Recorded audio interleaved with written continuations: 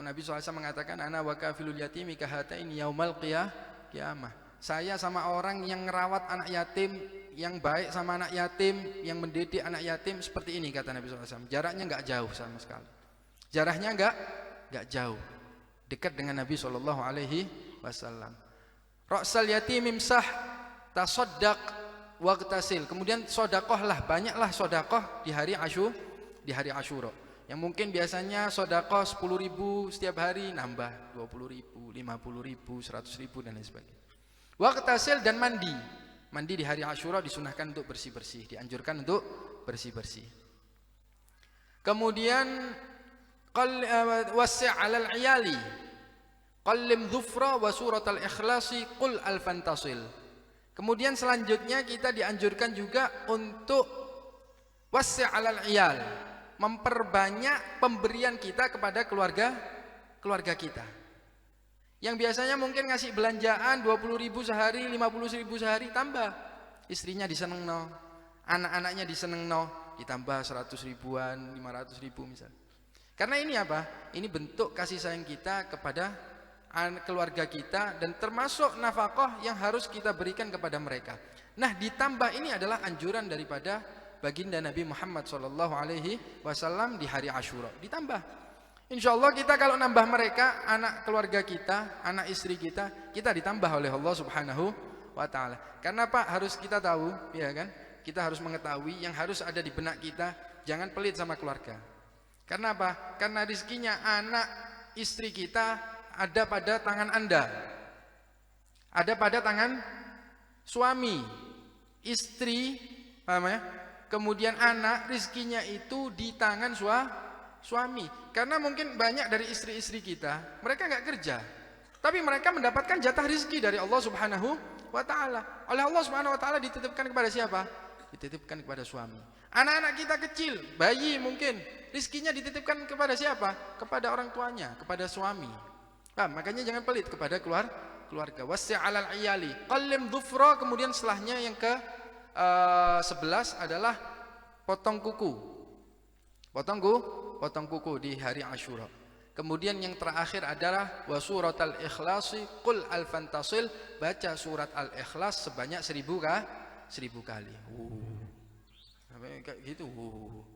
1000 kali kalau mungkin kalau orang-orang yang gemar baca zikir ya mungkin 1/4 jam, setengah jam kelar. Kalau orang yang memang ahli zikir ya. Kalau kita mungkin setengah hari tidak kelar ini. Qul huwallahu ahad Allahus samad. Diperbanyak baca qul huwallahu ahad sebanyak 1000 kali. Nah, hadirin yang dirahmati oleh Allah, kalau kita mungkin nggak bisa untuk mengamalkan semuanya, jangan sampai luput dari dua perkara ini. Syekh Abdul Hamid Kudus mengatakan, walam yarid min hadhihi ghairut tausi'ah fasawmu fahfadh wa kun muttabi'ah. Dari ke-12 ini tadi itu mungkin ada hadis-hadis yang dhaif.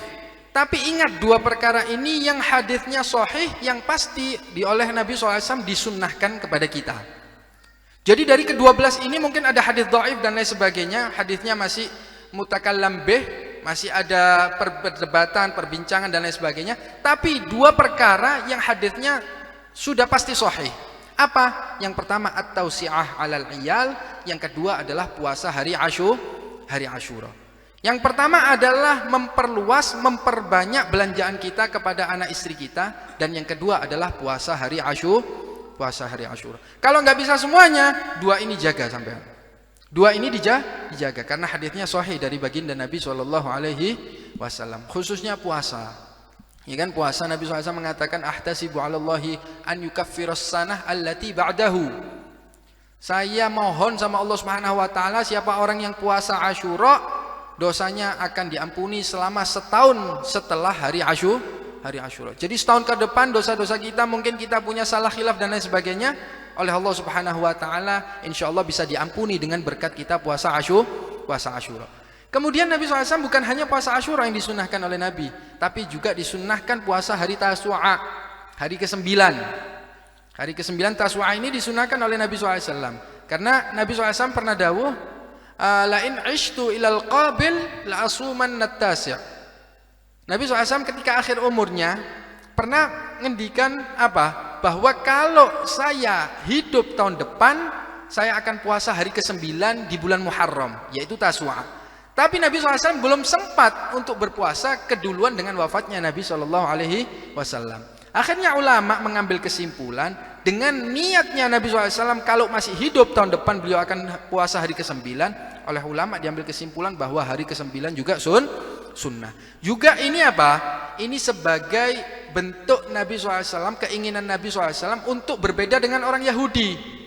Karena hari Asyura ini yang merayakan hari Asyura bukan hanya orang Islam, tapi orang Yahudi juga merayakan hari Asyura. Oleh karena itu Nabi SAW ingin berbeda dengan mereka. Dengan apa? Nabi SAW mempunyai niatan untuk berpuasa hari ke-9. Jadi juga disunahkan oleh Nabi SAW puasa hari ke-9. Nah, mudah-mudahan kita diberi taufik oleh Allah Subhanahu wa taala untuk bisa berpuasa hari ke-9, puasa hari ke-10, mengamalkan sunnah-sunnahnya Nabi SAW. Amin ya rabbal alamin. Wassallallahu alaihi wasallam Muhammad an-nabiyul ummi wa alihi wasallam. Alhamdulillahirabbil alamin.